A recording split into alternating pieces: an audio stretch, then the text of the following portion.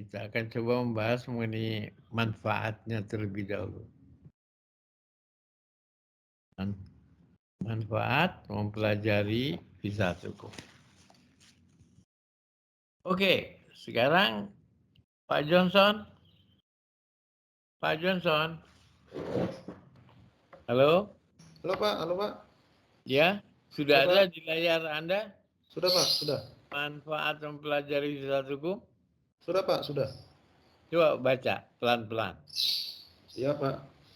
Silakan baca nyaring pelan-pelan supaya teman-teman yang lain memahami manfaat dari mempelajari filsafat hukum. Coba silakan baca. Ya Pak. Manfaat mempelajari filsafat hukum. Meluaskan wawasan pengetahuan hukum bagi mereka yang mengkaji atau mempelajarinya. Oke, nah sekarang coba kalau Anda memahami apa yang Anda baca, uraikan secara detail, kalau perlu dengan contoh konkret apa manfaatnya bagi Anda yang segera maupun nanti kalau praktik di lapangan, apakah sebagai tentara atau sebagai pengacara ya, kalau bosan jadi tentara. Silakan uraikan detail. Pak Johnson, coba. Siapa, siapa?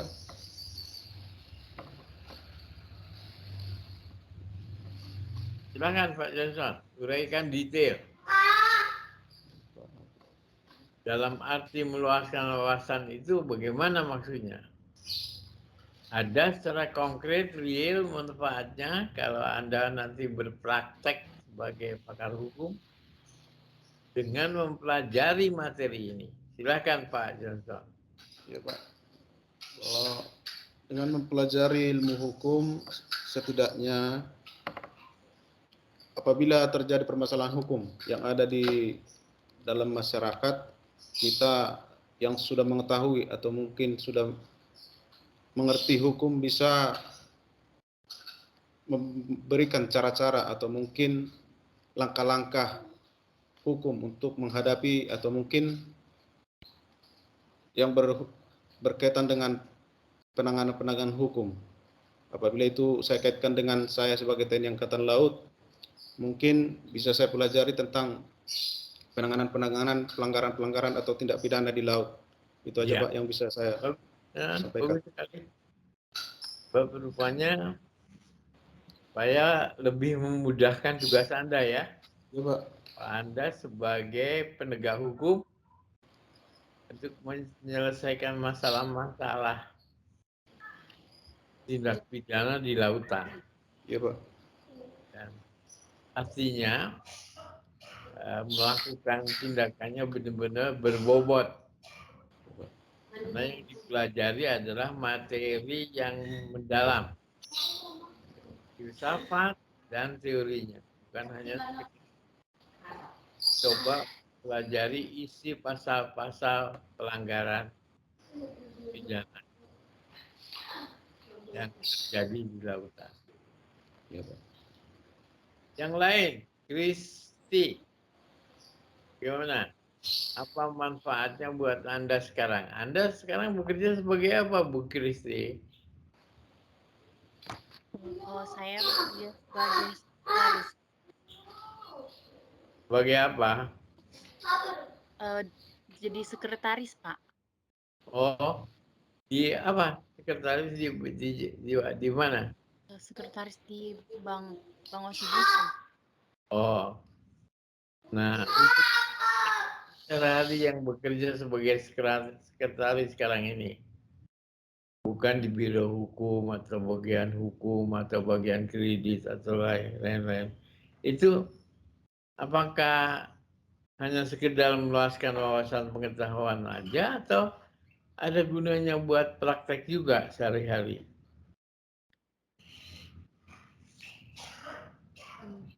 Kalau menurut saya, kalau pengetahuan hukum ini bermanfaat sih Pak, kalau misalnya untuk di kegiatan perbankan.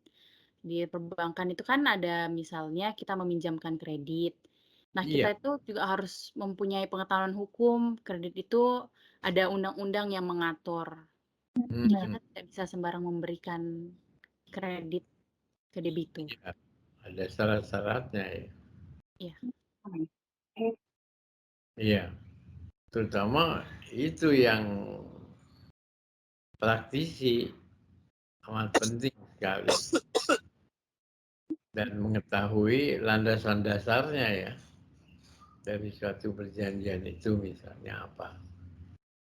Jadi nanti kalau kemudian terjadi hal yang tidak diinginkan, Anda kalau misalnya diminta ikut untuk menyelesaikan juga ada kemungkinan bisa ya bisa berkontribusi dengan pengetahuannya yang mendalam. Ya.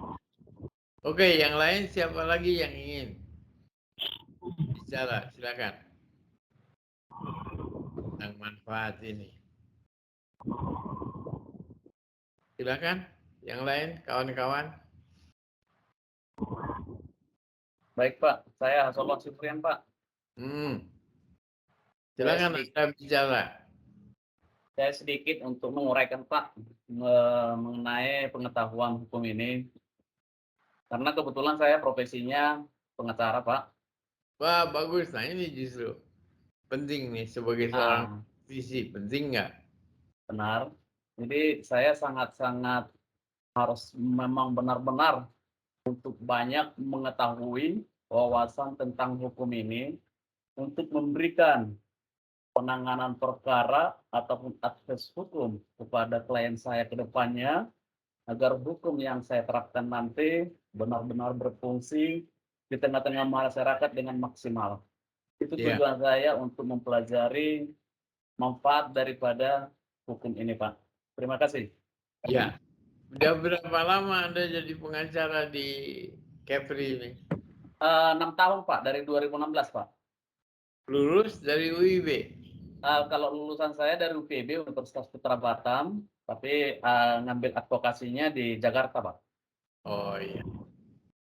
Oke, bagus Pak. Terima kasih, Pak. Ya, yang lain lagi Putri. Putri, silakan bicara. Apa manfaatnya Anda ikut kuliah lagi nih, S2 nih? Dengan mencoba mendalami materi yang akan saya sampaikan. Iya, selamat pagi, Pak. Ya. Kalau dari saya sih, pentingnya kita mempelajari filsafat hukum ini, agar kita lebih peduli dan lebih peka lagi terhadap fenomena-fenomena hukum yang terjadi sih, Pak. Iya, betul.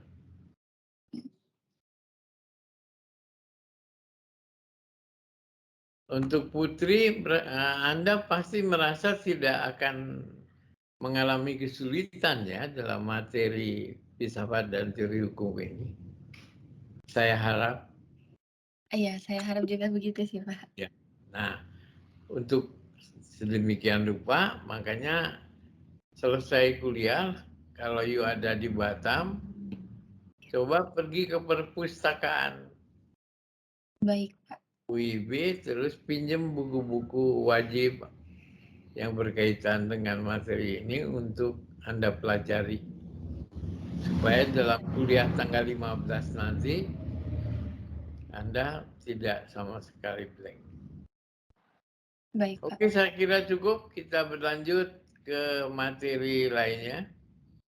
Ya, saya sudah memahami bahwa memang kuliah pagi ini ada gunanya lah bagi Anda semua. Jadi nggak sia-sia gitu saya mulai memberikan kuliah karena memang rupanya memang bermanfaat ya materi kuliahnya dan sepanjang yang dapat digunakan dalam praktek Anda akan melakukannya, begitu kan? Benar. Iya kan? Prof. Iya, Prof. Johnson, saya ingin tahu. Ya, Prof. Sudah ada ketua kelasnya belum? Masih nanti mau dipilih, Pak. Ada nanti pertemuan kelas kami, Pak. Nanti mau dipilih. Syukur. Ya. Itu yang terpilih harus kontak saya sebab saya akan memberikan nomor HP saya, alamat dan lain-lain. buat semua kawan-kawan, takut kalau ingin diskusi dengan saya secara langsung bisa menelpon, atau kalau kebetulan datang ke Bandung bisa singgah ke rumah, begitu kan? Ya, Benar, Pak Prof. Chandra? Baik, Prof. Iya, Ya. Prof. Baik, Pak. Oke, silakan lakukan pilihan, ya. Tapi sedapat mungkin orangnya yang lincah, terus tinggalnya di Batam, jangan di Karimun atau di tempat lain.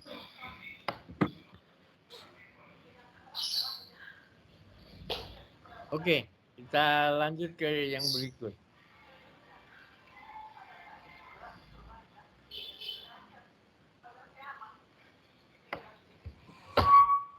Nah, Anda tahu kan Mohtar Kusumatmaja? Tahu, Prof. Tahu kan? Tahu, Prof. Tahu, Prof. Dia kan tokoh. Saya menyebutnya beliau itu seorang tokoh di bidang pendidikan hukum tingkat tinggi yang modern. Ya, Prof. Tapi sekarang udah wafat. Baru-baru saja, Prof. Ya, iya, dan Anda sebaiknya mempelajari pemikiran-pemikiran ulungnya dari beliau. Karena beliau itu bagi saya, yang saya pernah menjadi asistennya untuk cukup lama, amat jenius. Ya. Amat jenius dan pemikiran-pemikirannya hebat. Bahkan UNPAD sedang mengajukan beliau sebagai pahlawan nasional. Benar, Prof. Karena mengembangkan teori ininya, teori apanya Pak Johnson? Hukum pembangunan, Prof. Ya, itu teorinya, tapi yang diajukan ke pemerintah sebagai tokoh pahlawan nasional itu teori yang lain yang mengglobal, apa namanya? Wawasan Nusantara. Oh, iya, Prof. Beliau ini kan karena diakui oleh hukum internasional pemikiran beliau soal wawasan Nusantara itu. Ya, coba membuat wilayah kita yang berpulau-pulau dan lautan itu menjadi lebih kuat status kedudukannya di mata global dengan teorinya itu yang disebut wawasan Nusantara. Nah, sekarang Pak Kristi, Ibu Kristi tolong bacain pemikirannya gimana Mohtar itu. Silakan baca manfaatnya. Menurut Mohtar Kusumatmaja, mata kuliah filsafat hukum di tingkat terakhir fungsinya untuk menetapkan hukum dalam tempat dan perspektif yang tepat sebagai bagian dari usaha manusia menjadikan dunia ini suatu tempat yang lebih pantas untuk didiaminya. Gunanya untuk mengimbangi efek spesialisasi yang sempit yang mungkin disebabkan oleh program spesialisasi yang dimulai di tahun keempat.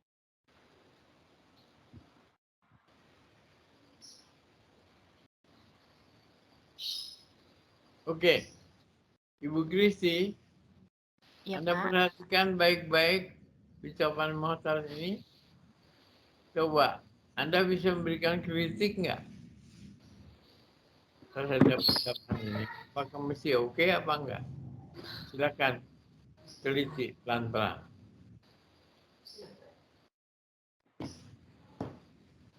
Atau yang lain? Kawan-kawan yang lain bisa memberikan kritik terhadap ucapan Mohtar ini.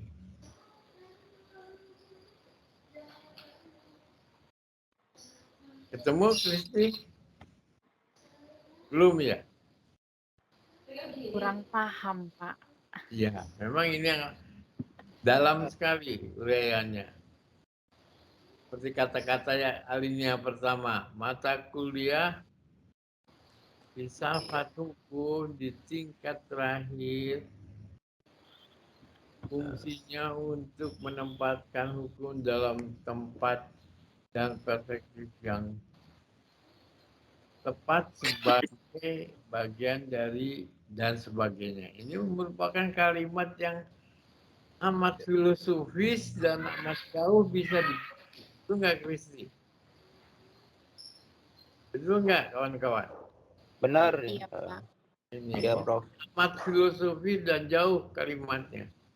Jadi Iya, Prof. tidak mudah dicerna begitu aja. Nah, kritik Anda sebetulnya terhadap pencobaan mortal ini sudah tidak cocok lagi berkaitan dengan alinea kedua. Gunanya untuk mengimbangi efek spesialisasi yang sempit yang mungkin disebabkan oleh program spesialisasi yang dimulai di tahun keempat. Ini apakah masih ada program ini di tingkat S1? Halo?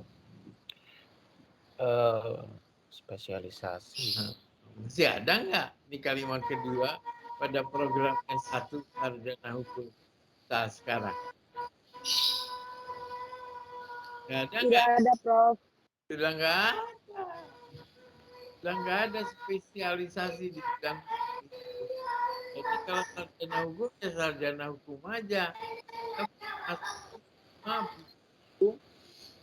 Menguasai semua spesialisasi hukum. Kalau dulu di tingkat doktoral 2 hukum itu dibagi jurusan-jurusan perdata, pidana, internasional, tata usaha negara, tata negara. Nah itu akibatnya muncul sarjana-sarjana hukum ya program spesialisasi hanya berpikiran sempit. Sarjana hukum pidana kerjanya juga terbatas. Sarjana hukum pidana hanya paling bisa jadi polisi, hakim, pengacara, ya kan? Atau bidang perdata. Jadi dia hanya bisa menangani masalah-masalah hukum di bidang kemampuan spesialisasinya masing. Tapi sekarang jurusan-jurusan itu dihapus. Sudah tidak ada lagi. Yang ada ya sarjana hukum aja sebodoh. Apakah dia jagonya pidana, perdata, tapi dianggap jago ke semua bidang. Ya, jadi dulu tujuan pelajaran satu hukum tingkat akhir itu tujuannya untuk meluaskan wawasan pengaruh hukum itu lagi. Ya. Kalau sekarang itu udah nggak ada, betul nggak? Benar. Jadi Benar, Prof. dua dari uraian muhtas sebaiknya dihapus saja karena udah nggak benar. Tapi tujuan utama itu pertama alinea yang pertama tujuan hukum. Kita jadi bisa memahami apa itu ketertiban. Kita memahami apa itu kepastian hukum. Kita memahami apa itu yang dimunculkan pada alinea pertama uraian. Itu berlaku sampai sekarang. Kalau kita menyinggung soal hukum dari aspek filsafat dan teorinya.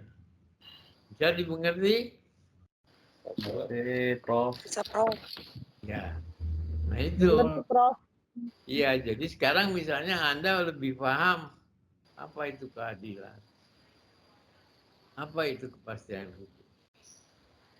Apa itu ketertiban. Apa itu pokoknya yang bersifat landasan teoritisnya lah yang mendalam. Ya, Anda bisa memahami. Tidak mungkin terjadi kasus seperti sekarang ini yang menghebohkan di Polri. Kalau mereka tidak belajar filsafat hukum, benar nggak Pak Johnson? Atau siapa yang jadi pengacara tadi? Yang udah 6 tahun jadi pengacara, siapa namanya? Pak Soluan Siburian, Prof. Ya, jadi Anda sekarang paham kan? Kalau Paham, kasus Prof. di Polri seperti sekarang ini yang heboh tuh, yang beberapa perwira Polri akhirnya kasusnya, betul nggak? Paham Betul. sekarang karena Anda belajar filsafat hukum. Itu kan itu menyangkut keadilan. Keadilan yang dimaksud di bidang hukum itu apa? Nah, sekarang Anda akan bisa memahami kalau terjadi di Polri misalnya. Ada orang yang menuntut keadilan sedemikian rupa sehingga menjadi heboh. Nah, itu gara-gara orang-orang yang menuntutnya paham filsafat hukum itu apa. Materi hukum. Kalau tidak paham mengenai itu mana mungkin menuntut dan membuat heboh sekarang ini. Betul nggak? Betul, Prof. Nah, itulah. Itu diantara pentingnya. Untuk bisa mengerti aspek-aspek hukum yang terdalam. Atau yang inti yang sedalam-dalamnya kayak kata Mohtar macam-macam. Ya itu pentingnya. Jadi orang sekarang akan berupaya dengan kejadian seperti ini untuk tidak melakukan hal-hal atau perbuatan yang mengingkari keadilan. Sesungguhnya kalau kita sebutkan kejadian di Polri saat sekarang ini menyangkut soal apa sih kalau di bidang filsafat dan teori hukum? Coba siapa yang tahu? Menyangkut masalah apa sebenarnya di bidang hukum? Kepastian hukum, Prof. Itu satu. Tentang moralitas, Prof. Ya, itu satu kepastian hukum. Yang lebih konkret apa? Tentang moralitas sih, Prof. Ya, tentang moralitas, menyimpang dari moralitas hukum, ya kan? Iya, Apalagi bagus Anda. Nah, ini belum apa-apa belajar filsafat hukum, tapi udah mulai bisa menjawab pertanyaan saya. Apalagi yang penting, Iya, Prof. Karena filsafat masih mengajarkan sering tentang terjadi di masyarakat kita sekarang ini yang sebetulnya itu nggak boleh, perbuatan itu bertentangan dengan hukum. Bukan demikian. Ada aturannya apa yang amat konkret dan real sekali di samping tadi kepastian hukum, ketertiban, terus apa lagi tadi? keadilan. Ada satu lagi poin yang sering terjadi di kita ini sekarang ini dilakukan oleh semua orang tidak peduli. Nah, Intervensi hukum, Prof. Akses keadilan sih, Prof. iya itu keadilan. Ya pasti. Tapi yang lain yang lebih konkret apa? Yang pasti fenomena ini terjadi di masyarakat. Intervensi hukum, Prof. Bukan apa? Kurangnya kesadaran hukum, Prof. Iya. Menyangkut Kesamaan. kesadaran hukum, yaitu menyangkut soal apa di kesadaran hukumnya? Konkretnya, realnya. Ini siapa? Putri atau Kristi? Atau admin? Persamaan di hadapan hukum ya, Prof. Mungkin. Nggak tahu ya apa? Persamaan di hadapan hukum mungkin, Prof. Bukan. Ya, angkat tangan, nggak tahu.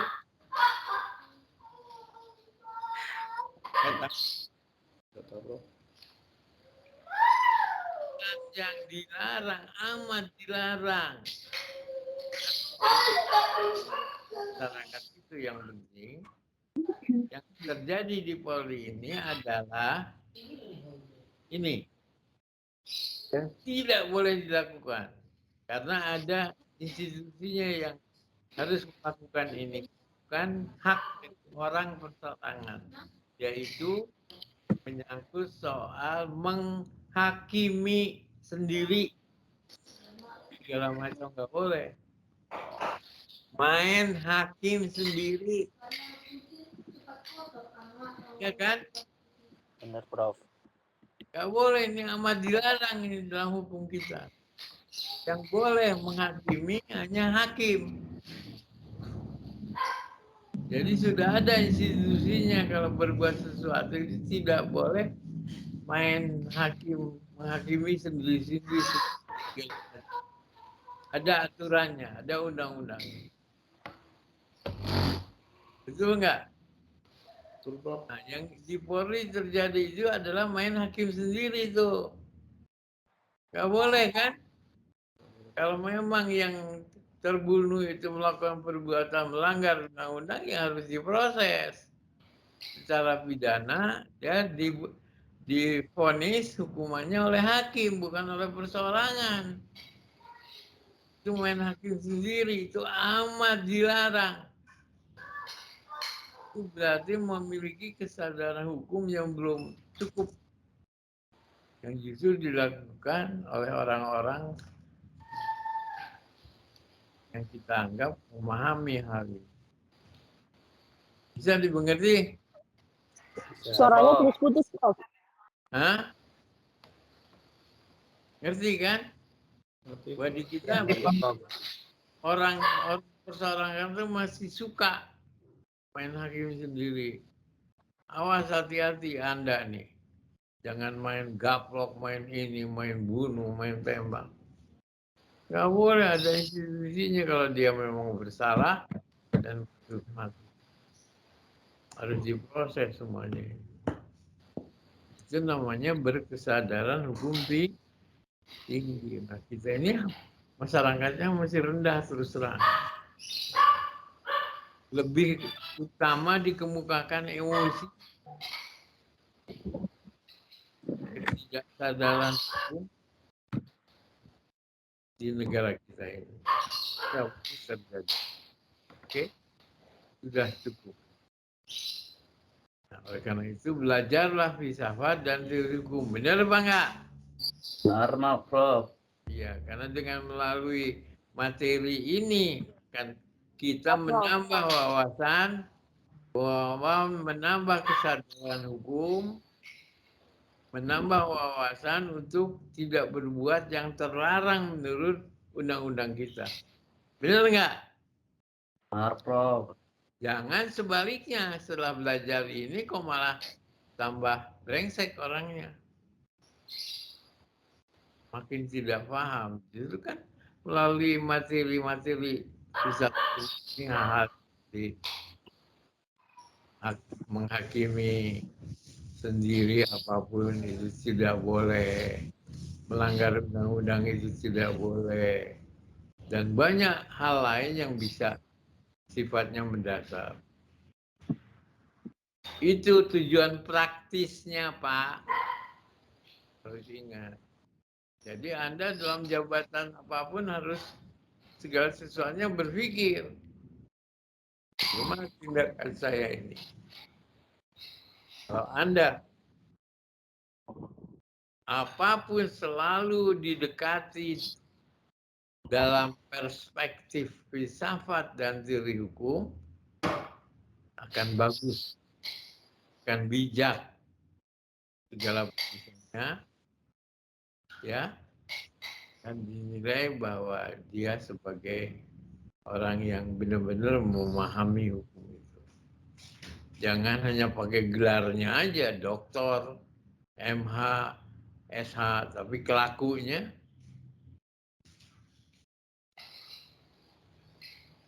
tidak diharapkan dengan gelarnya tadi. Ya. You tahu nggak? Ada seorang guru besar filsafat hukum di Indonesia ini.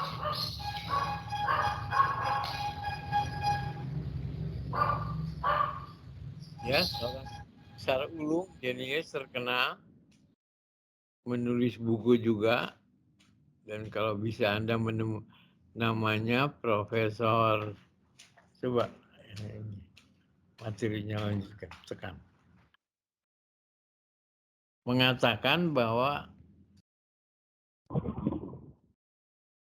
sekarang ini menurut Budiono, Profesor Budiono, ini baca di layar, percuma ngasih kuliah filsafat dan teori hukum itu. Percuma, nggak ada gunanya.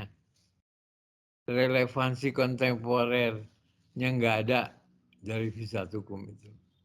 Beliau amat kecewa karena beliau sebagai guru besar mengajar murid-murid filsafat hukum dari S1, S2, S3.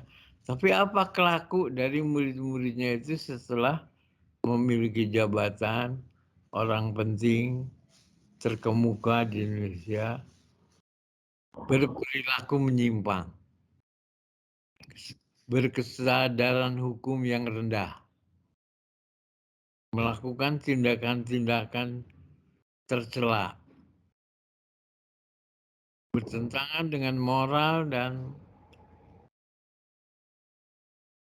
etika dari hukum. Dan banyak sekali masuk ke penjara.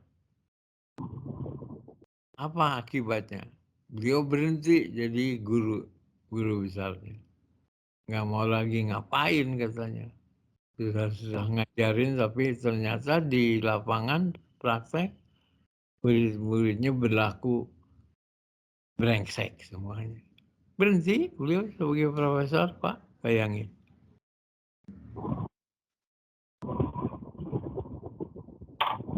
Nama guru besarnya Budiono Kusumo Amijoyo. Nah, sekarang apa alasannya? Relevansi kontemporer ini sama sekali nggak ada. Artinya nggak ada gunanya lah diajarkan kepada kalian nih sekarang ini kayak saya nih ngajarin filsafat hukum dan lain-lain ke Anda, tapi kelakuan Anda semua ke 16-16-nya pada ujung-ujungnya masuk penjara semua. Untuk apa? Itu. Paham nggak? Paham, Prof. Nah, ini alasannya kenapa.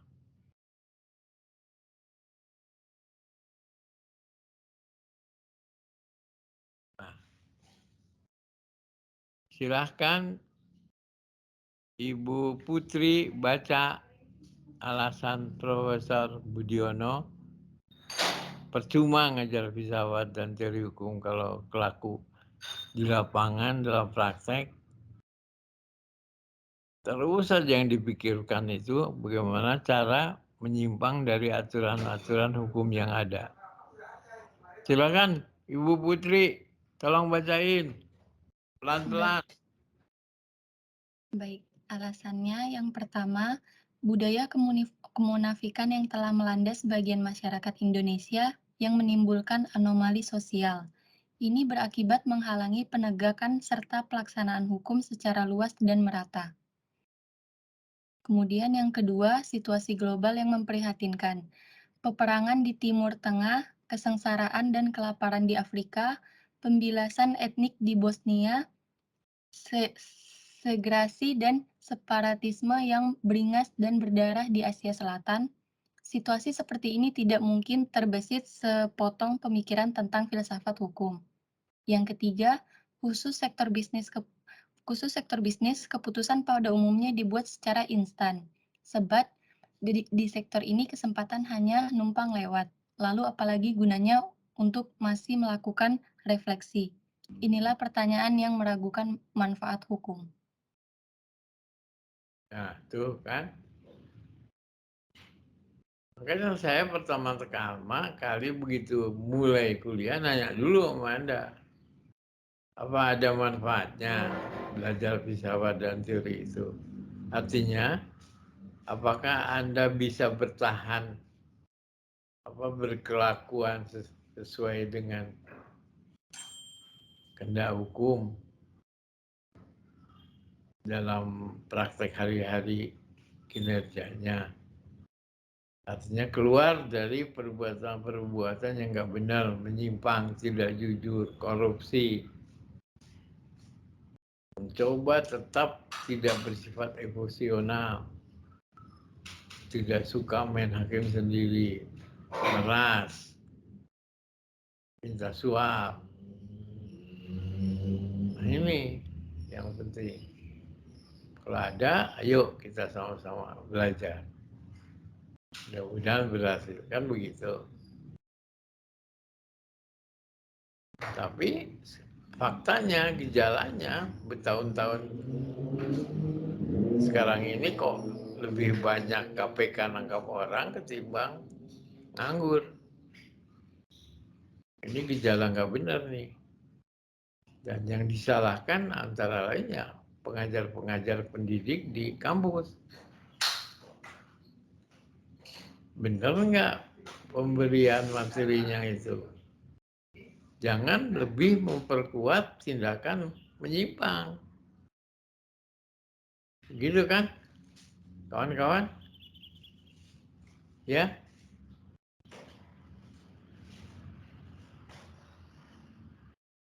Bagaimana menurut Anda? Berkaitan dengan reaksi dari sang guru besar ini. Silakan komen. Johnson. Komen Johnson. Siap, Prof. Yang lain-lain siap-siap juga untuk memberi komentar atas apa yang disampaikan oleh Profesor Budiono. Silahkan komentar. Ya, Prof, kalau menurut saya sih, Prof, sangat setuju dengan alasan dari Prof Budiono bahwa memang situasi sekarang ini yang terjadi begini, Prof, bahwa memang yang sudah mengetahui ilmu hukum itu yang malah menjadi pelanggar-pelanggar hukum, Prof. Itulah, nggak boleh dong. Jangan dong ya. Ya, Prof. Ya. Cuma bedanya saya dengan Prof Budiono, kalau saya nggak peduli. Pak mahasiswa saya seperti kalian ini juga akan semua ada ujung-ujungnya masuk penjara atau enggak, saya nggak peduli, itu semua urusan sekalian. Yang penting saya tidak pernah mau berputus asa memberitahukan yang benar, yang jujur, yang bagus itu kayak apa. Hidup. Saya akan tetap terus memberi kuliah sampai saya dipanggil Tuhan. Tidak putus asa. Gitu. Oh, kalau putus asa, gimana? Siapa lagi yang akan memberikan semacam arahan, bimbingan terhadap masyarakat? Betul nggak? Betul. Jadi oleh karena itu saya tidak sependapat kalau harus berhenti, nggak mau lagi memberi kuliah. Oh jangan. Saya akan katakanlah, biarlah anjing menggonggong, tapi kafilah tetap berlalu. Itu prinsip saya. Bagaimana pendapat Anda atas sampai sekarang saya udah 50 tahun tetap aja terus ngasih kuliah sebodoh, mau didengar, dipraktekin, dan lain-lain. Itu gimana komen Anda, pendapat Anda? Pak Anda juga akan sama? Kalau salah sekarang sedang mengajar misalnya filsafat hukum, gara-gara murid-murid Anda semua konyol, Anda lantas berhenti. Gimana? Komennya, silakan. Hah? Izin Prof, mau berpendapat. Gimana? Kebetulan perkenalkan saya Excel Brian Sandoval. Kebetulan saya ingin bercita-cita jadi dosen juga seperti Prof. Nah, kalau saya sesuai, saya sangat pemikiran dengan Prof kalau memang dalam asas umum yang berlaku di ilmu hukum, mungkin Strafzunderschuld, siapa yang bersalah dialah yang dihukum. Dan saya pikir ya kalau misalnya saya mengajar, di suatu fakultas hukum dan kemudian murid saya mahasiswa saya mantan mahasiswa saya melakukan suatu tindak pidana, saya pikir itu bukan seutuhnya kesalahan saya, tapi karena tiap manusia mungkin dapat berpikir sepersekian detik itu berubah, pemikirannya bisa berubah, dan saya pikir lingkungan di sekitarnya yang paling dekat itu yang Iya, mempengaruhi. itu penting sekali itu pengaruh lingkungan dok. Terima Kita. kasih. Oke, yang lain? Yang lain? Yang ibu-ibu. Kalau nggak Putri, Kristi atau siapa, silakan komen atas pendapat saya yang terakhir.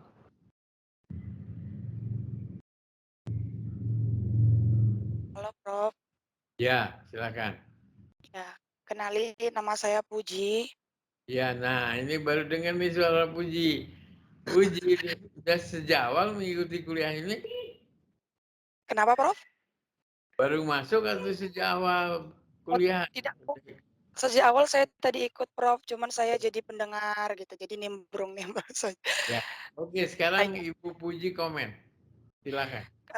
Oke, saya kalau menurut saya setuju dengan yang Prof Lili bilang barusan ya. Sebenarnya apapun itu, saya ngerti juga kekecewaan dari guru besar Pak Budiono tadi. Namun kebenaran tetap kebenaran. Iya.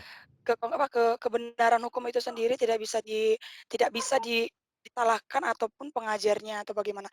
Tetap kembali kepada kepribadian orangnya. Juga seperti tadi Mas Excel bilang pengaruh dari faktor lingkungan atau faktor Iya. atau sifat dari manusia itu sendiri. Manusia kan berubah gitu ya, Dok. Iya. Prof. Jadi sekiranya hukum itu tidak ada salahnya gitu loh. Jadi tidak salah dilakukan gitu. Tapi kalau misalnya bertentangan dengan hukum itu kembali ke pribadi masing-masing. Tanpa saya mengerti bagaimana perasaan seorang guru besar tadi, mungkin merasa, "Oh, kok begini ya?" gitu. Saya mengajarkan para beliau yang orang-orang besar ini, namun mereka menyimpang dari hukum itu sendiri. Yaitu tadi, Dok, anomali sosial tadi, melakukan penyimpangan hukum, seperti itu ya, Prof, ya. Iya. Tapi saya kalau saya pribadi, jujur, saya akan tetap seperti seperti Prof bilang, tetap ya bodo amat, seperti itu ya, Prof, ya, kurang lebih. Saya tetap memberitakan, memberikan, edukasi tentang hukum itu sendiri. Namun, Iya. walaupun faktanya atau realnya, aktualnya seperti itu kembali ke pribadi masing-masing gitu. Begitu ya, Prof. Terima kasih ada yang mendukung. Prof. Jadi selama saya bisa memberikan kuliah, saya akan terus. Ya, oke. Jam berapa sekarang? Jam 10, Prof. Jam 10 kurang 10 menit. 9.50. Ya seharusnya breaknya jam 11 untuk agak lama gitu ya. Tapi saya udah mulai capek nih, break dulu lah barang 10 menit. Boleh, Prof. Jangan ditutup. Komunikasinya jangan di-block. Tetap aja buka. Tapi saya berhenti dulu ngomong selama 10 menit, capek nih. Baik, Prof. Baik, Prof. Oke ya. Maaf ya, break dulu barang 10 menit. Oke, Ya, baik, Prof. Nanti kita lah. Jam 10 sampai jam 11. Setelah itu jam 11 break dulu. Kalian makan siang, sembahyang kalau sembahyang, dan kita mulai lagi 12:30. Oke, maaf kuliahnya dengan cara begitu karena ya kekuatan fisik saya enggak begitu fit. Saya sedang kena diabetes, terus baru dioperasi mata kanan kiri, baru selesai kemarin. Jadi keadaannya masih belum final, sehat, siap untuk berjam-jam memberikan kuliah. Jadi maaf pada Anda-Anda ya, atas keterbatasan. Ya, Prof. Oke, nah, tapi ini jangan ditutup, biar aja terbuka. Ya, Prof. Siap. Baik, Prof. Silakan, Anda juga 10 menit break, mau minum, mau apa, silakan.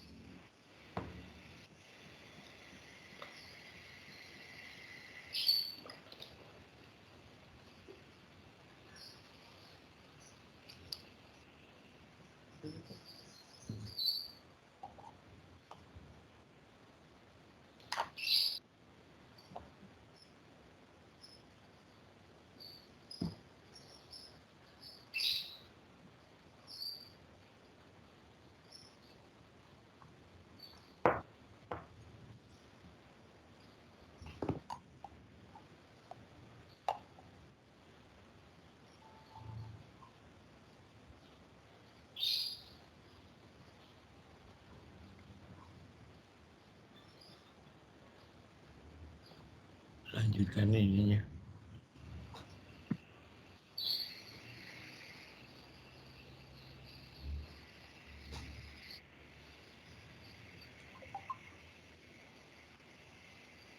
Ya.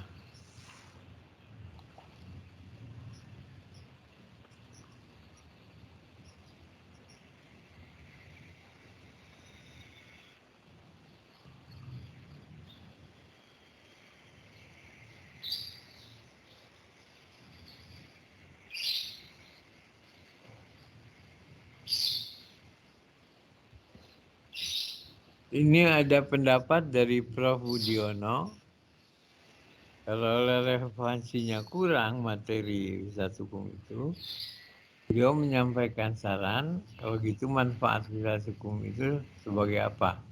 Menurut beliau, ini dia. Catat. Oke Pak Johnson, Putri, Kristi, lihat di layar. Iya, Ini Pak. manfaat menurut Profesor Budiono. Jadi tetap ada manfaatnya. Maka nanti Prof. Budiono setelah menyampaikan manfaat filsafat hukum juga akan menyampaikan saran sebaiknya gimana materi filsafat hukum itu supaya dapat dipahami oleh semua masyarakat luas. Nanti ada saran. Ya, sabar. Setelah break sebentar. Sekarang simak aja nih manfaat dari beliau itu. Dan saya kira betul apa yang beliau sampaikan.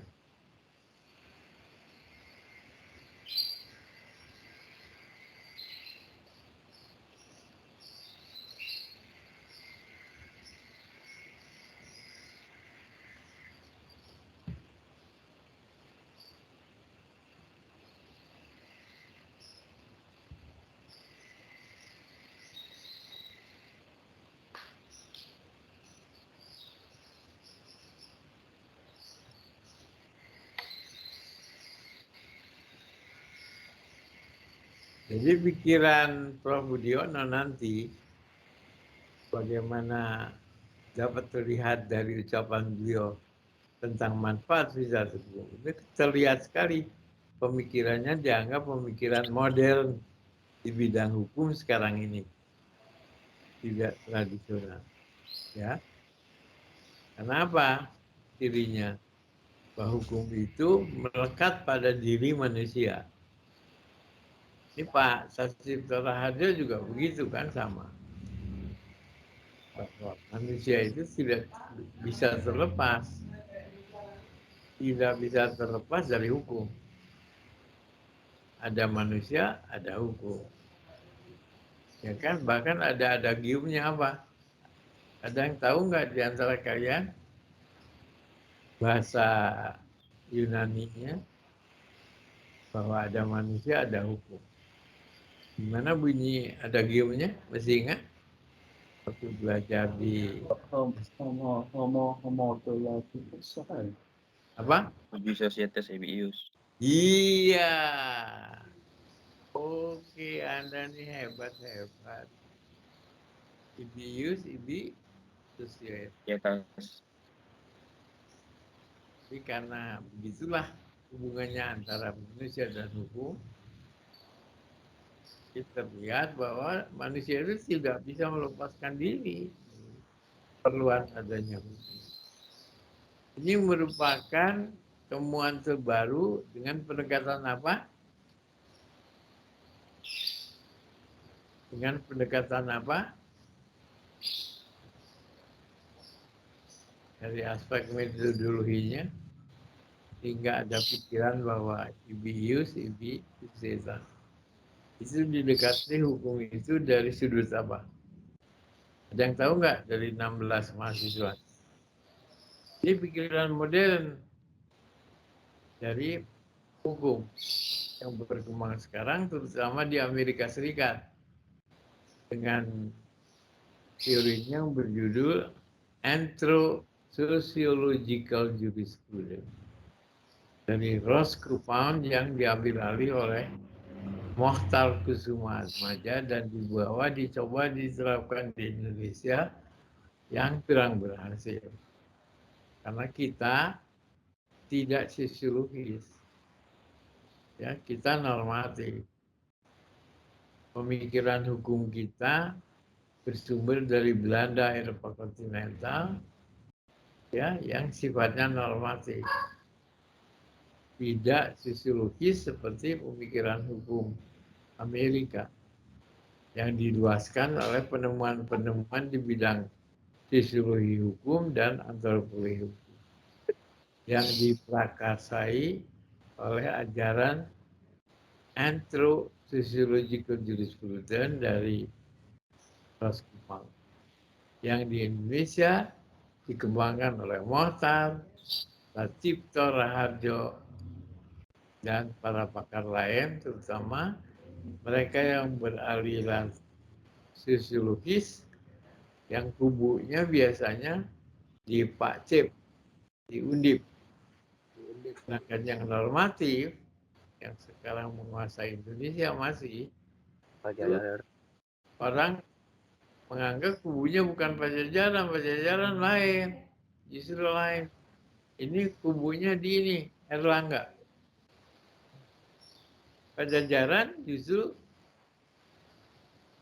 Punya mazhab sendiri. menyangkut dua kubu itu disatukan. Normatif maupun sosiologi. Itu Pajajaran. Ya. Kayak Mohtar, saya, dan semua profesor-profesor Pajajaran itu normatif dan sosiologi. Undip dikenal amat sosiologis. Terus Erlangga dikenal amat normatif Belanda, Eropa kontinental. Coba baca tulisan-tulisan saya yang terakhir. Akan kelihatan bahwa saya mengikuti arah dua. Jadi terpulang kepada kasusnya. Apa kasusnya? Harus didekati dengan normatif dan bisa bina atau tidak. Kalau tidak, kita memerlukan bantuan disiplin lain, diantaranya sosiologi, antropologi, ekonomi, politik. Jadi sifatnya hukum yang multidisipliner. Itu Unpad. Antara lain saya yang menganut paham itu. Coba baca aja tulisan-tulisan saya termasuk tentang metode penelitian. Ya.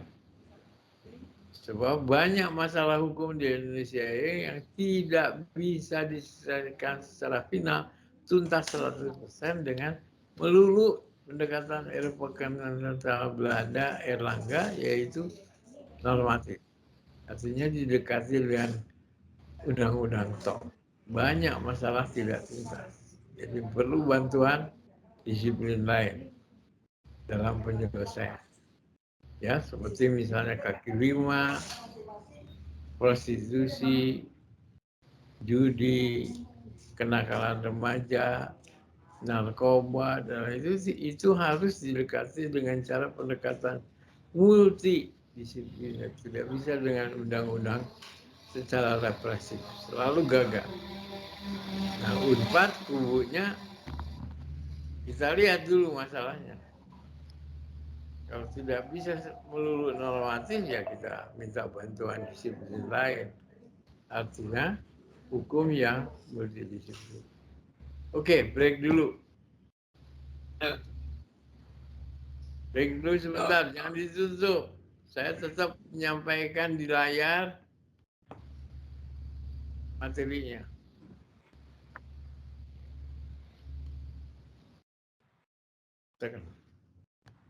Tekan lanjutan. Saran. Nah, ini dia sarannya. Baca.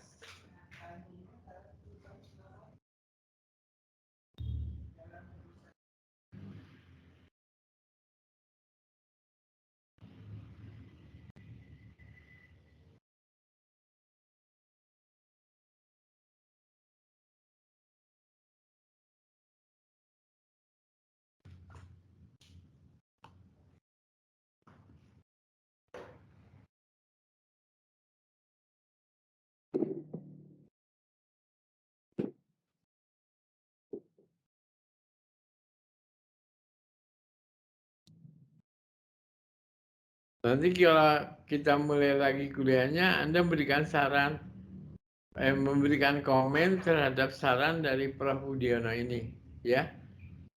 Dan saya berharap ke-16 mahasiswa yang mengikuti kuliah sekarang ini, silakan memberikan komennya terhadap pendapat Budiono ini.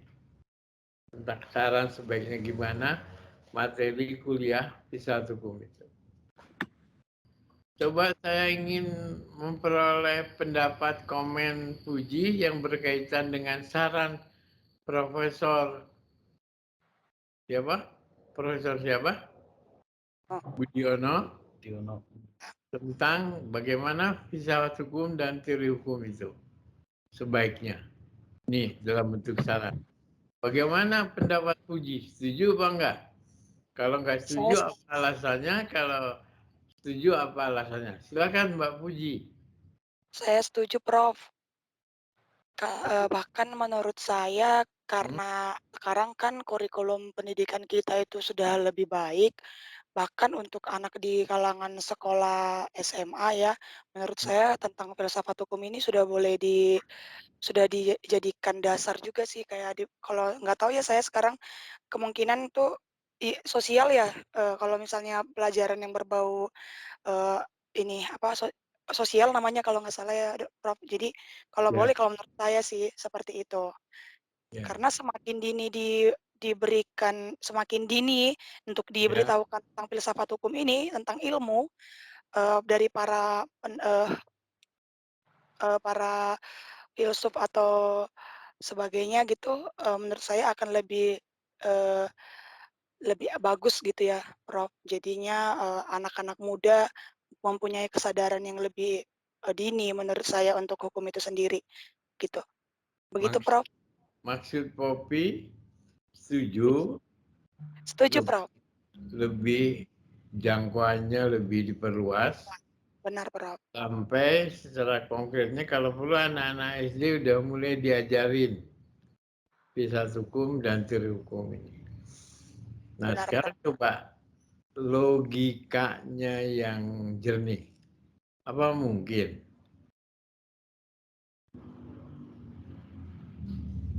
Apa mungkin Mbak Puji?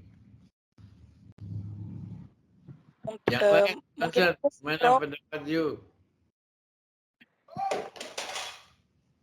Johnson. Pak Johnson. Ya Bob. Gimana nih pendapat Mbak Puji yang ekstrim nih menurut saya? Masa anak SD suruh mempelajari. Menurut saya terlalu dini sih, Prof. Yang pendapat Aristoteles, Plato misalnya. Untuk kalangan SMU sih, Prof. Menurut saya kalau SD SMP enggak ya, Prof. SMA udah bisa menurut saya, Prof. SMA ya, bukan SD. SMA, Bukan Prof. SD, Prof. Ini Ya, Prof ya, kan, kebetulan SMP malahan, Prof. Bisa. Saya kebetulan nih, Prof, punya ponakan masih SD, bahkan sudah mempelajari apa itu fungsi komisi yudisial. Mereka sudah tahu lebih pintar malah, Prof, daripada saya. Itu ya. Iya, Prof. Yang saya lihat aktualnya nih ya, Prof. Ya, ponakan saya SD itu sudah tahu dia fungsi hakim di KY. Ya, tapi kalau nih dengar ya, Mbak Puji, Ya, mungkin benar pendapat Anda mendukung Profesor Budiono ini. Tapi gimana materi yang di dalam filsafat dan teori itu namanya juga filsafat. Namanya juga teori. Jadi amat tinggi pemikirannya. Yang bisa ngomong dan mengerti tentang filsafat hukum itu kan para filsuf. Karena produk dari filsuf, bukan pakar hukum biasa kayak kita-kita ini. Jadi saya udah 50 tahun belajar. Dan kalau belajar murni yang namanya materi filsafat hukum yang dikembangkan oleh para filsuf, nggak tahu, konyol Mbak Puji, nggak ngerti. Kalau nggak percaya gini lah, sekarang kita coba aja buktikan. Itu ada tulisan dari Aristoteles, tulis, catat nama judulnya, Basic work, kerjaan pokok dari hukum, tugas pokok dari hukum, basic works dalam bahasa Inggris.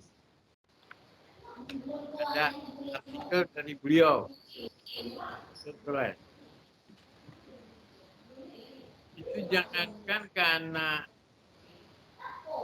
SD atau SMP atau SMA, para asisten dosen di Unpad aja 12 orang yang sudah pangkatnya lektor kepala, sudah bisa membuat skripsi, diminta oleh Mohtar membaca artikel dari Aristoteles ini. Dia kemudian kita silahkan di kelas. Yang memberi kuliah satu punya waktu itu Pak Mohtar. Ingin tahu hasilnya, Pak Profesi, bagaimana jelaskannya ke 12 dosen senior ini?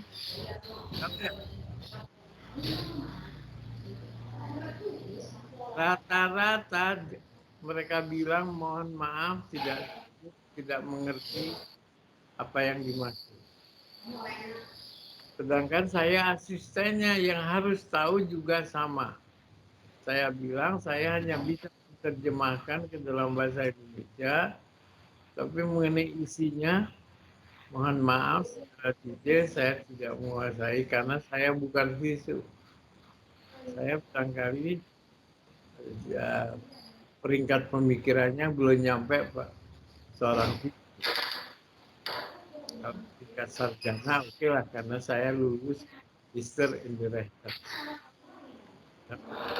Itu sama dengan magister hukum. Jadi saya pada waktu giliran saya sudah menjelaskan, saya menjelaskan dari aspek menerjemahkan aja ke dalam bahasa Indonesia. Jadi tidak makna isi uraian itu yang saya sampaikan. Pak Mohtar senyum aja. Dosen-dosen seniornya nggak begitu. Termasuk asisten beliau yang namanya Rira Siti yang sudah menulis. Tuh kan? Saya aja yang udah menjadi dosen 10 tahun, udah nggak mampu. Yang udah berjuang istri kita kuat terhadap berbagai buku kita nggak becus. Jadi bagaimana SMA, SMP, TK sama sekali yang tidak berpendidikan masyarakat itu bisa memahami apa itu hukum dan hukum. Tidak realistik kalau menurut saya, Pak Budi. Itu kan harus mereka yang sudah praktek hukum lama, puas kayak Mohtar, nah baru bisa memahami karena pikirannya udah jauh. Beliau itu udah menjadi filsuf hukum daripada pakar hukum. Mohtar, Sudiman, Joko Sutono, Joyo Dipuno, nah itu guru besar ulung. Baru mereka yang udah, atau kalau udah praktek, para hakim agung misalnya, nah ada kemungkinan bisa memaknai antara itu daripada kita yang cetek ini pikiran. Ya, jadi gimana mungkin? Namanya juga filsafat, itu cabang filsafat. Teori hukum itu hanya abstrak sifatnya, tidak berbentuk undang-undang realistis. Bagaimana kita bisa memahami? Kadang-kadang isi undang-undang aja kita nggak bisa. Jadi filsafat. Jadi ada yang dari 16 orang, berapa orang yang setuju atas pendapat Profesor Budiono dan ini Puji. Mohon maaf, Prof. Maksud saya tadi mungkin lebih disederhanakan, bukan belajar bukan belajar filsafat hukum gitu, Prof. Maksud saya pengenalan tentang hukum itu sendiri gitu. Iya, yang paling jauh ilmu hukum, bukan filsafat. Iya, maksud saya itu ya. Ilmu hukum yang dikutip kan undang-undang pidana, perdata, mahkamah konstitusi, Iya, yang real aja yang bisa dimengerti, yang terjadi hari-hari di masyarakat, ya kan? ya, Prof. Kalau yang itu mungkin bisa kalangan luas. Hanya Mbak Puji memberikan seminar tentang cerai, perkawinan, kalangan masyarakat luas di sekitar Puji sekarang ya, mungkin bisa dipahami. Tapi kalau filsafat Dalam ya, Prof. yang mengikuti kuliah saya program doktor aja nggak ngerti. Iya. Paham. S3 gimana materinya harus disederhanakan menjadi untuk ASD atau Anda memberikan seminar ke ibu-ibu, mama tentang perkawinan, tentang hak-haknya sebagai istri, ya kan? Kalau tentang yang begitu barangkali bisa. Kalau bisa apa, ya ampun. Sampai sekarang karena saya belum menjadi seorang fisik, saya pun masih banyak tidak mengerti pikiran-pikiran Aristoteles, Plato, tolongin saya gitu loh. Zeno, Plotinus, Saya minta tolong doang kok. dan pikiran-pikiran yang lain. Cuma minta tolong. Gak paham. Ya, bukan orang Ya. sini juga ikut campur. Jadi saran yang menurut saya sih dari orang tua ke orang tua. Mustahil. Kayak nggak ada salah paham. Sebab peringkatnya beda, filsafat dan teori hukum. Makanya sesungguhnya diberikan pada peringkat tertinggi S3. Anda juga di S2 sebetulnya prematur. Artinya yang diberikan bukan filsafat tapi teori hukum Anda itu. Karena kalau teori hukum produk dari para pakar hukum, sama-sama tingkat pikirannya dengan kita. Jadi kita akan segera bisa memahami dengan mudah. Karena levelnya sama kan? Pakar magister hukum. Bisa dipahami nih? Bisa, Prof. Nah, makanya jangan terlalu ambisi. Iya, Prof. Ya. Nah, baik, Prof. Apalagi kalian masih S2 gitu, belum S3. Oke. Sekarang break dulu ya sebelum melanjutkan ke sejarah perkembangan filsafat dan teori hukum. Materi berikutnya, materi yang ketiga. Nah, sekarang break aja dulu. Dengerin aja. Sekarang jam berapa? Sekarang jam 10.25, Prof. Ya. Tanggal 11. Nanti saya akan mulai lagi jam 12. Sekarang ini break time-nya panjang ya, Prof? Ibu Puji bisa masak dulu. Nasi atau apa untuk suami, anak-anak. Ini dalam break ini, nanti kita mulai lagi jam 12. Tapi jam 12 sudah di depan laptopnya lagi. Kita akan melanjutkan sampai jam 1. Oke? Oke, baik, Prof. Ya, Prof. Terus selesai jam 1, kalian kalau bisa pergi ke balai, ke kampus, ke perpus. Pinjam buku-buku saya dan paper. Baca. Kalau perlu minta diperbanyak dan beli paketnya ke petugas perpustakaan atau contoh-contohnya ada di Budian. tulisan dan buku saya ya, oke? Baik, Prof. Jadi nanti tanggal 15 saya akan tanya lebih dulu. Mbak Puji yang Mbak Puji baca apa? Judul tulisan saya yang mana? Judul. Oke, Prof. Dan ini Pak Johnson bertanggung jawab sementara sebelum dipilih jadi ketua. Baik, Prof.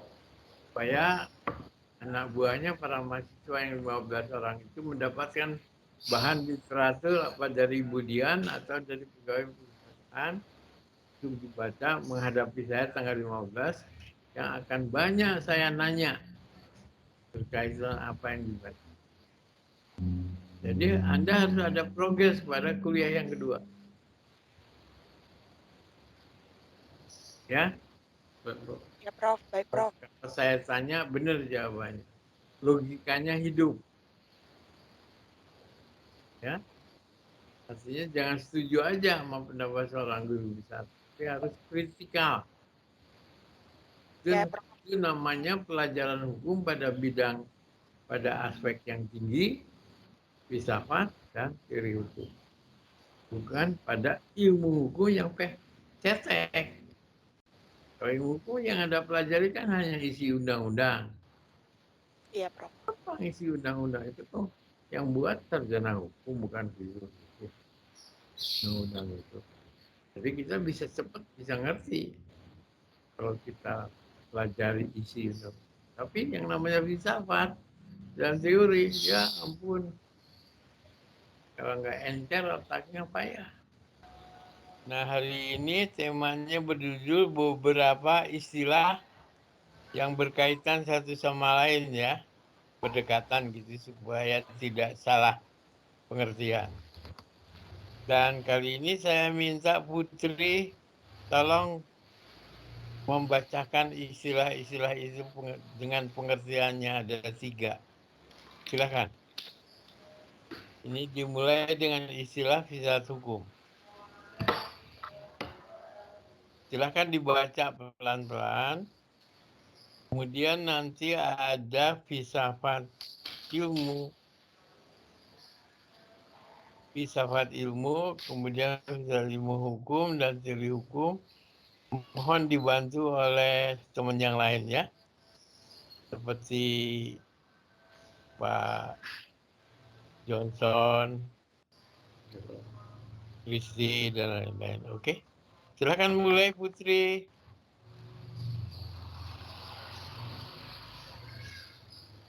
Putri sempat makan dulu nggak? Iya, Pak. Sempat makan dulu dalam break ini? Iya, sudah, Pak. Ya, oke kalau gitu. Mulai dibaca. Filsafat hukum itu apa? Silakan. Baik, yang pertama ada filsafat hukum, yaitu cabang filsafat yang mempelajari hakikat hukum. Menurut Mokhtar Kusuma Atmaja, hakikat hukum adalah inti atau dasar yang sedalam-dalamnya dari hukum. Menurut Sudiman Kartohadiprodjo, hakikat sesuatu yang berarti tempat sesuatu di alam semesta dan hubungan sesuatu tadi dengan isi alam semesta yang lain. Jadi, hakikat hukum berarti tempat hukum itu di alam semesta dan hubungan hukum tadi dengan isi alam semesta yang lain. Ya.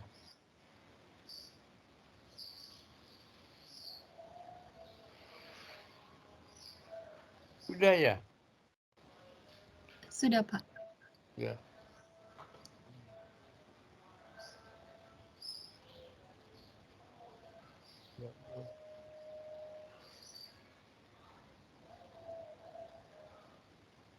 Nah, sekarang filsafat ilmu hukum, tolong Pak Johnson udah ada belum? Udah, Prof. Ya, silakan baca. Filsafat ilmu hukum itu apa? Ya, Prof.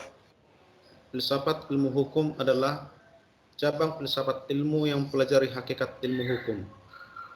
Hakikat ilmu hukum mengkaji aspek ontologi, epistemologi, dan aksiologi dari disiplin ilmu. Ya. Dikaji apakah disiplin hukum itu ilmu atau bukan ilmu. proses atau kemahiran dan keterampilan. 3. Teori Ya. hukum. Oke. Ilmu yang mempelajari pengertian-pengertian pokok dan sistema dari hukum. Ya. Jadi itulah makna masing-masing istilah. Sekarang Anda jangan tertukar ya pengertiannya antara satu sama yang lain ya. Oke. Nah, sekarang akan lanjut ke tema yang berikut dari perkuliahan ini, yaitu mengenai perbedaan antara filsafat hukum dan teori hukum.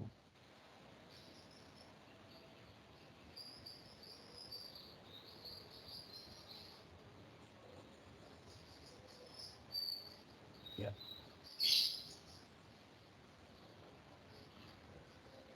Nah, ini tolong dibaca oleh siapa tadi yang kawan kita?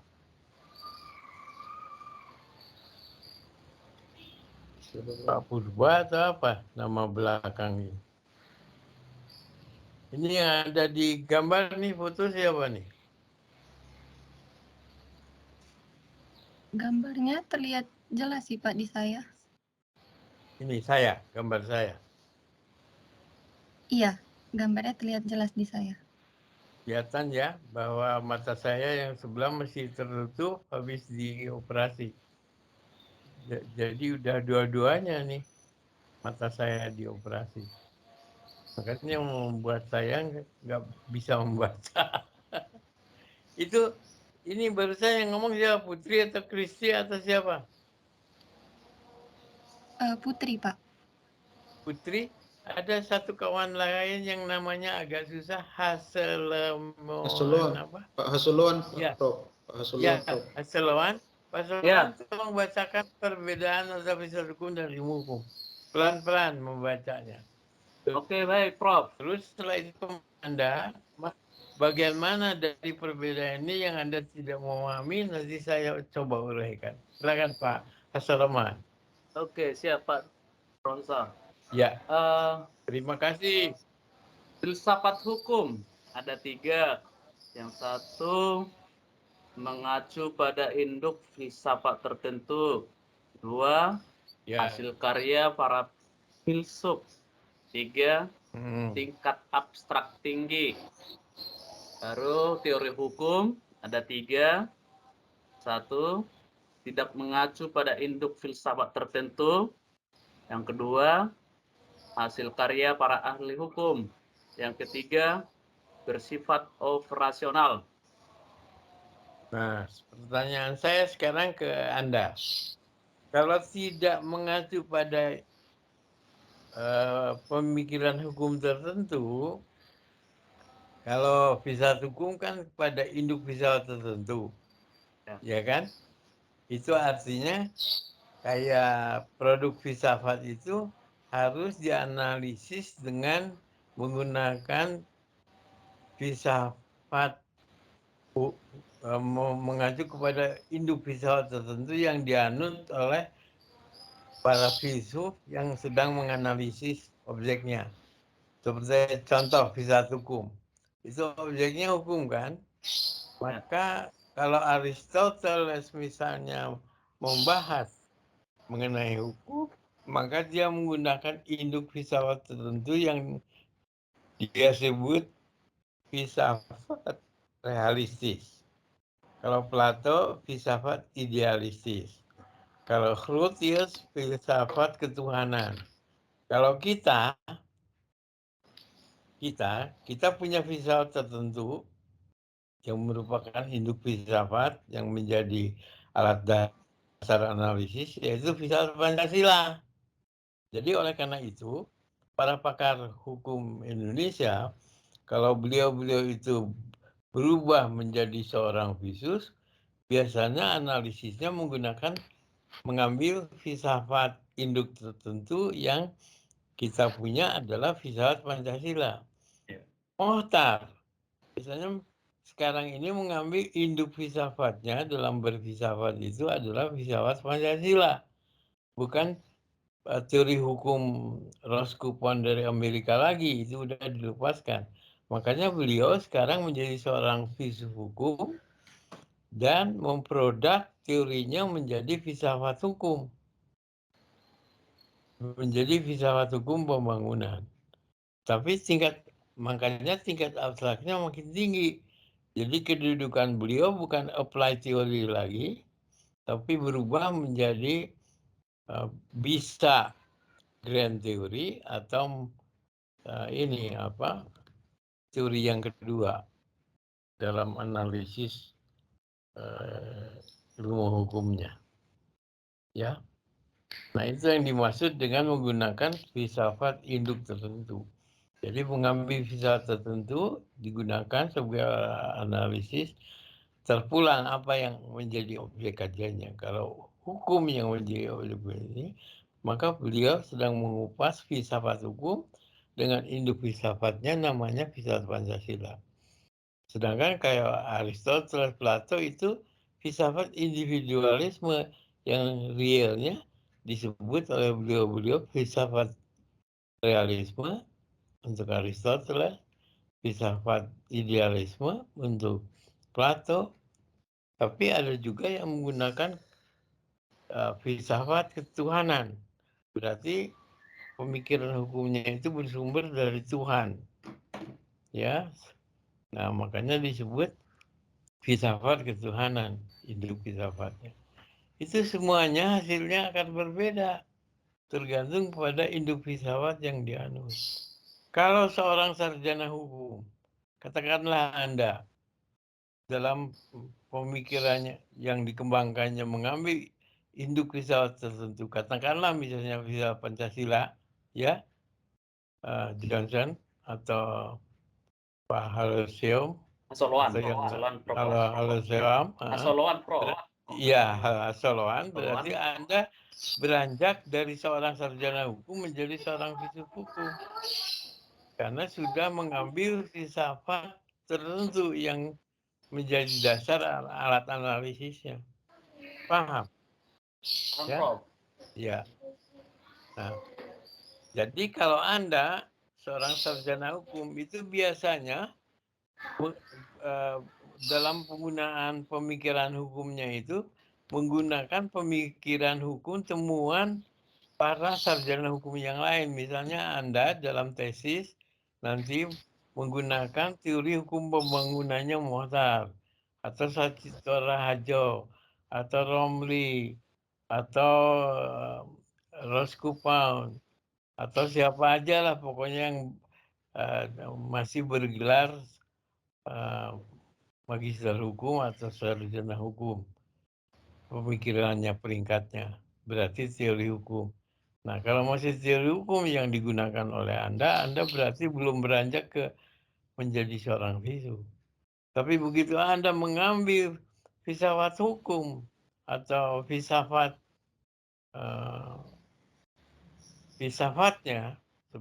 seperti filsafat Pancasila, filsafat Marxistis, filsafat Aristoteles, filsafat Plato, maka Anda beranjak berubah menjadi seorang filsuf. Yang tadinya Anda seorang pakar hukum aja karena menggunakan teori hukum hasil pemikiran orang lain. Begitu ya? Paham ya bedanya ya? Paham. Ya, ngerti kan? Nah. Nanti kalau S3 itu biasanya Anda kalau membuat penelitian hukum yang akan ditulis dalam bentuk disertasi, itu wajib menemukan teori hukum kalau bisa. Ya. Nah, di sini Anda nanti akan menggunakan teori yang disebut grand theory, yaitu filsafat induknya, kemudian teori peringkat bawah, yang filsafat hukum apa gitu, dan yang ketiga apply teori yang diterapkan itu dari para pakar hukum yang dalam tulisan nanti untuk mengambil gelar doktor.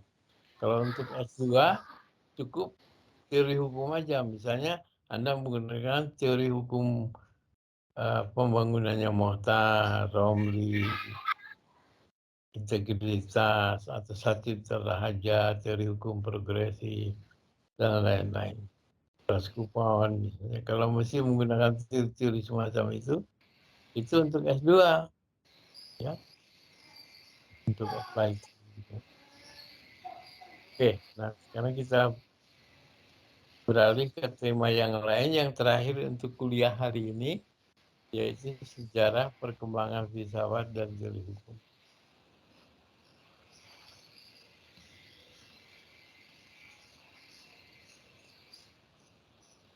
Oke, silakan sama Anda difoto dulu pakai ponsel. Ini skema nih. Halo Putri. Putri. Iya, Pak. Difoto dulu ini untuk disimpan dalam tulisan Anda. Ini, Iya, Pak. ini skemanya.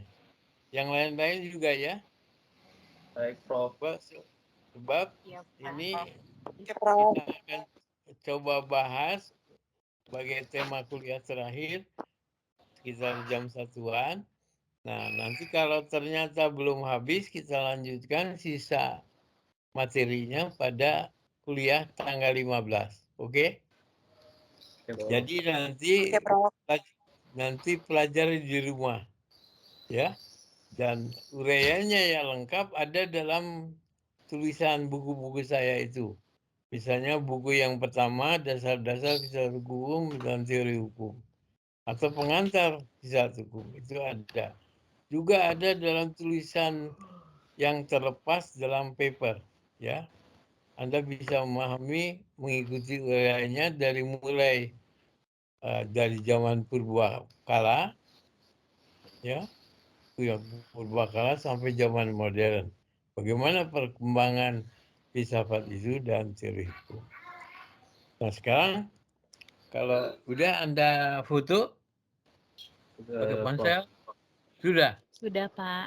Sudah, Pak. Sudah, Pak. Nah, sekarang coba perhatian Anda dimulai pada bagian yang paling kiri, yaitu pada zaman purbakala. Di zaman purbakala ini ada dua negara yang amat terkenal sekali di dunia hingga saat ini, yaitu Yunani dan Romawi. Nah, zaman purbakala ini dari aspek pemikiran hukumnya kita bagi dua, yaitu pra-Sokrates dan zaman Sokrates. Dibagi dua. Sedangkan abad pertengahan juga kita bagi dua, yaitu abad gelap dan abad skolastik. Terus abad yang ketiga, yaitu abad Renaissance, itu abad setelah abad pertengahan. Disusul kemudian abad modern dan postmodernisme. Nah sekarang mari kita fokuskan uraian pada zaman purbakala ini. Nah nanti apa yang saya uraikan ini kan ringkasannya. Jadi Anda baca bukunya yang menguraikan secara lengkap. Dan nanti minggu depan kalau kita mencoba bicara dulu soal skema, maka pemahaman Anda terhadap skema ini lebih baik karena Anda sudah membaca literaturnya, yaitu tulisan uraian literatur dalam buku yang terbit, ya, yaitu dasar-dasar filsafat hukum dan pengantar filsafat hukum. Nah ini semua daftar-daftar buku yang saya tulis itu semua ada di perpustakaan atau di Ibu Dian, semua ada contohnya, ya. Anda bisa tolong lewat Ibu Dian atau lewat perpustakaan kalau ingin memiliki paket lengkap.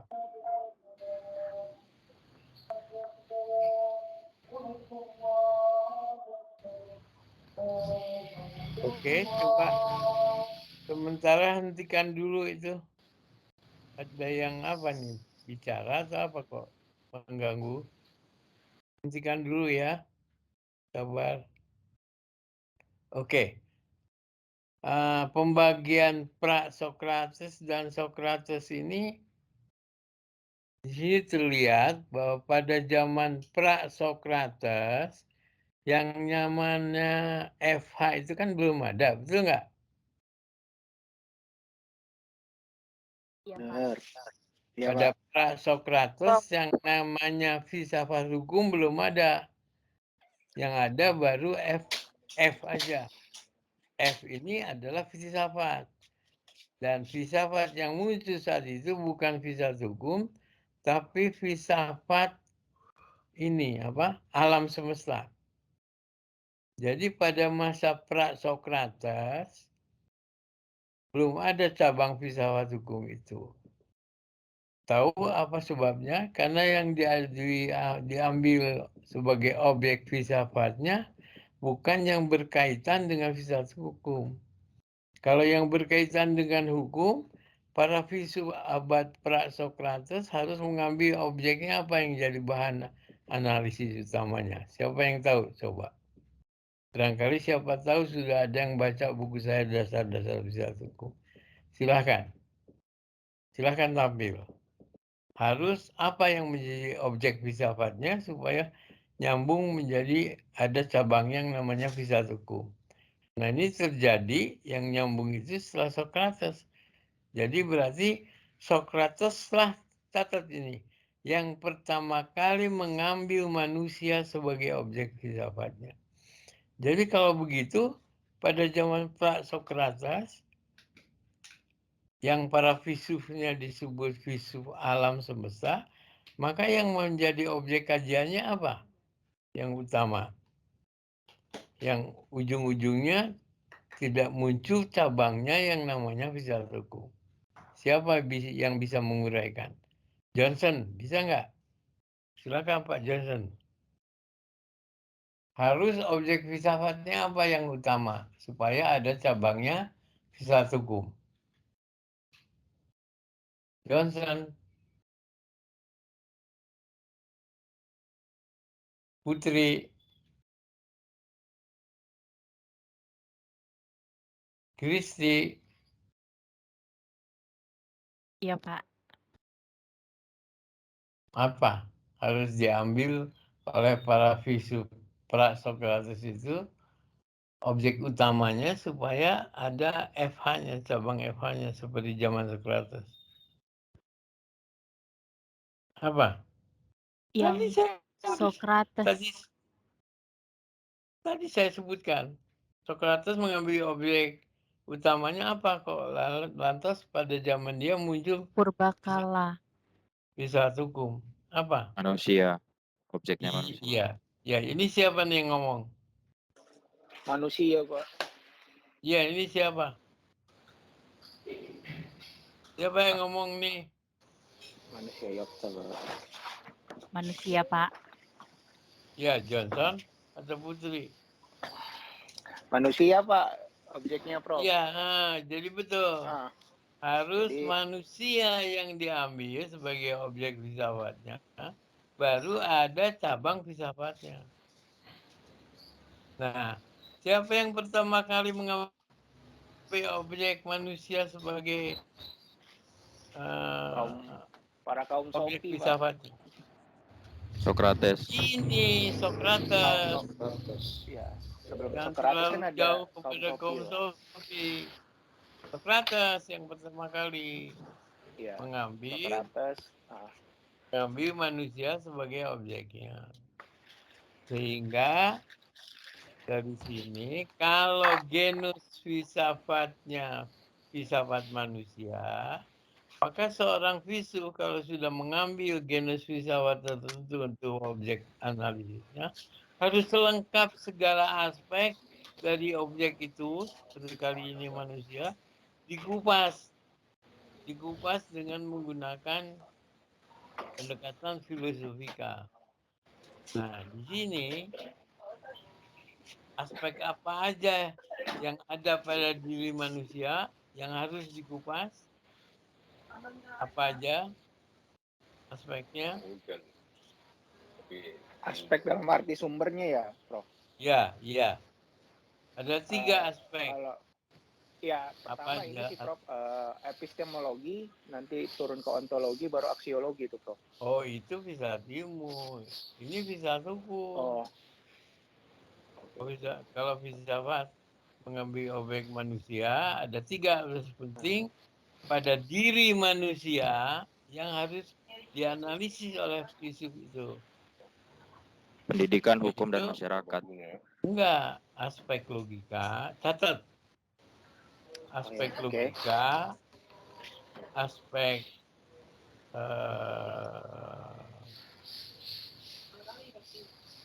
aspek apa? Seni. Jadi aspek logikanya, aspek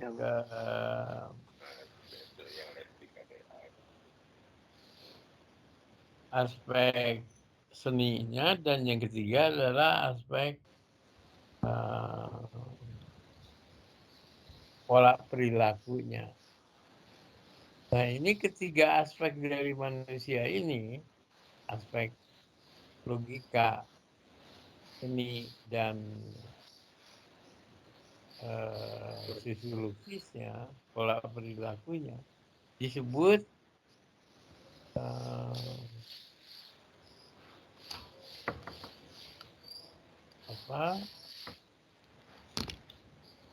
spesies filsafat. Jadi manusia disebut genus filsafatnya. Manusia sebagai genus filsafat mengandung di dalamnya 3 aspek, yaitu aspek logikanya, aspek seninya, itu kalau bahasa Latin apa seni itu, dan aspek pola perilakunya. Jadi 3 aspek ini disebutnya spesies filsafat. Yang saya akan tanyakan pada Anda sekarang, melalui ketiga aspek manusia, logika, seni, dan pola perilakunya itu, kira-kira menurut Anda munculnya FH di satu hukum itu melalui jalur yang mana? Logika kah, seni kah, atau yang pola perilaku manusia? Pola perilaku manusia. Pola perilaku Manusia. Kenapa enggak melalui aspek logika atau yang kedua seni? Bisa nggak melalui itu juga? Melalui aspek logika dan seninya. Bisa nggak? bisa, Pak. Hah? Bisa. Bisa, Pak. Bisa? Bisa. Oh, kalian ini emangnya udah baca buku saya ya? Kok memahami kelihatannya?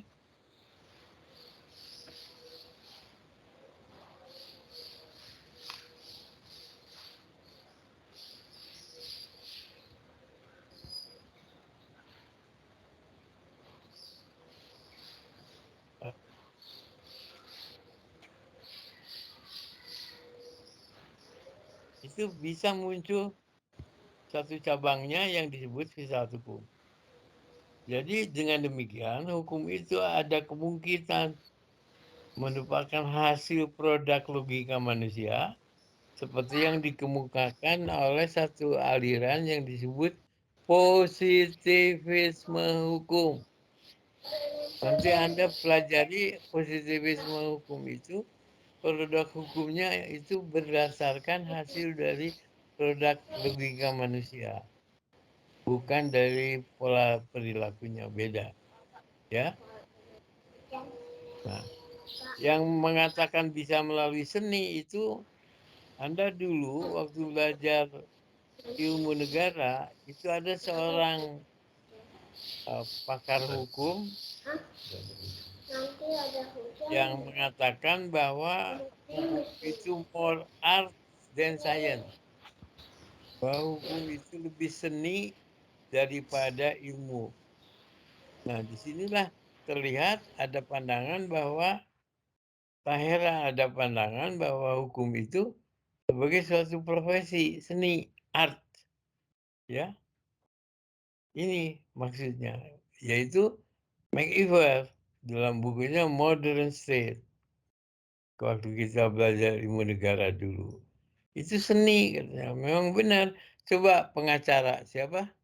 Salomon? Siapa namanya? Hasolwan Cyprian, Prof. Coba benar nggak itu seni?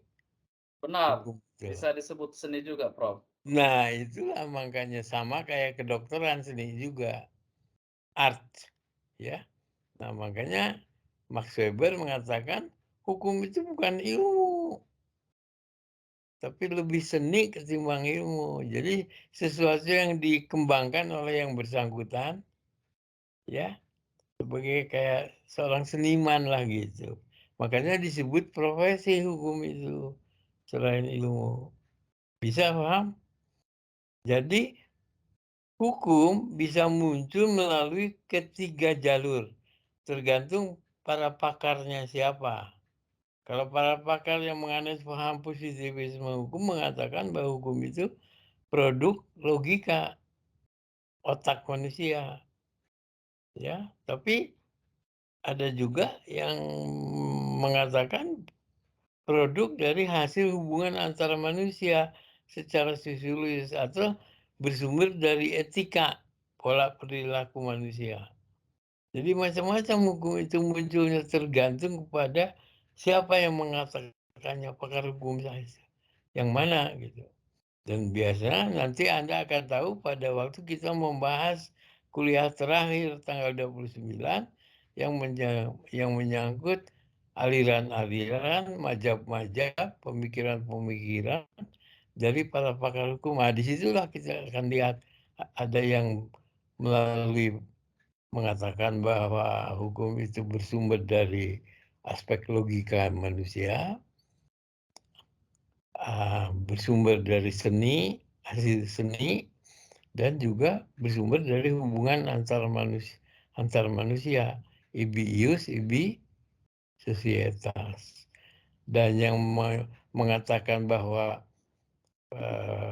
bersumber dari antar hubungan itu sekarang ini merupakan pemikiran hukum yang diterima banyak pakar hukum. Jadi merupakan suatu pendapat yang amat modern.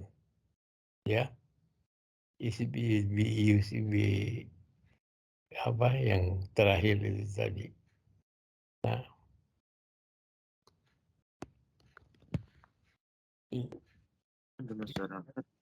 ini kembalikan lagi ke skemanya. Skema.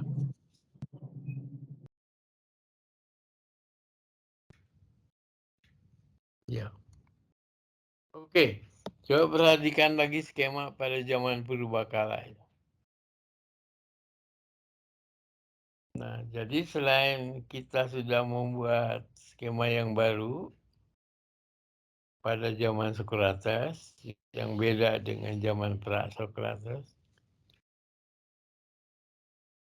maka ternyata filsafat hukum itu mulai ada bagian kedua dari abad purbakala, yaitu pada zaman Socrates. Karena Socrates lah yang memulai mengambil manusia sebagai objeknya. Sehingga muncul yang namanya kita pelajari sekarang ini, filsafat hukum. Yang bersumber dari hasil pikiran manusia.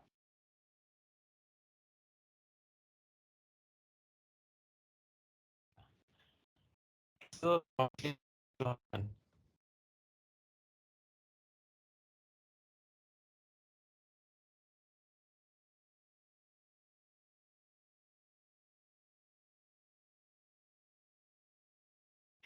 Prof, suaranya hilang. Halo. Suaranya nggak kedengaran ya, Prof.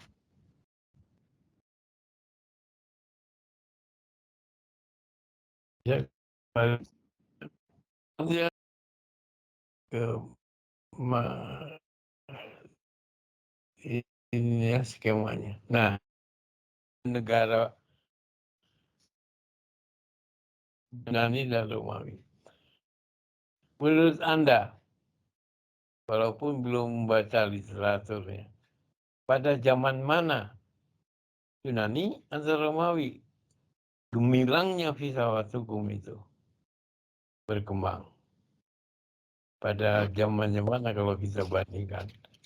Sebab kalau kita bandingkan ada zaman purbakala dengan modern dan postmodernisme, maka kelihatan sekali bahwa pada abad modern ini justru sudah tidak berkembang lagi. Mati. Setuju, Prof. Iya. Ya, Justru mati, yang Prof. berkembang sangat tinggi Yunani dan Romawi.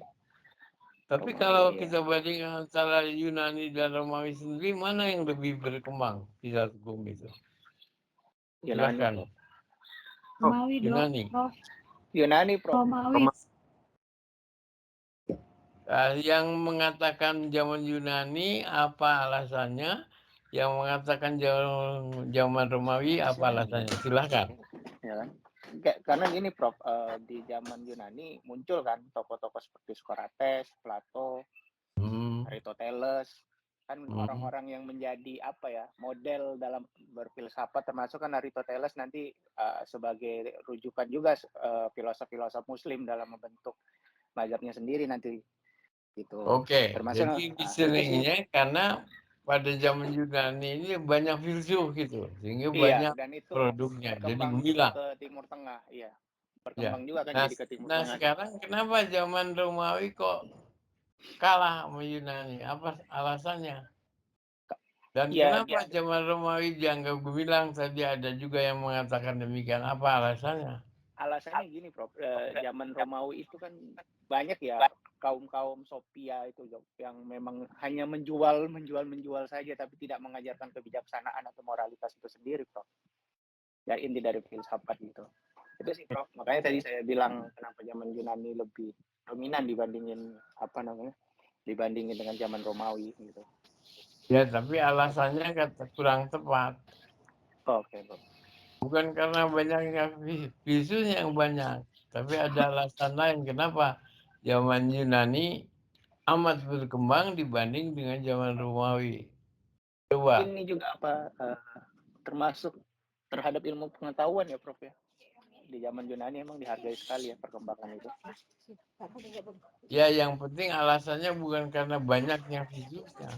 Memang salah satu faktor tergantung banyak tidaknya orangnya gitu ya. Memang itu salah satu faktor. Tapi di sini perkembangan Yunani itu bisa hukum itu ada faktor lain yang dominan. Apa coba? Mencintai terhadap ilmu pengetahuan, Prof. Bukan. Bukan ya, Prof. Coba kita lihat. Gini. Coba kita lihat Romawi.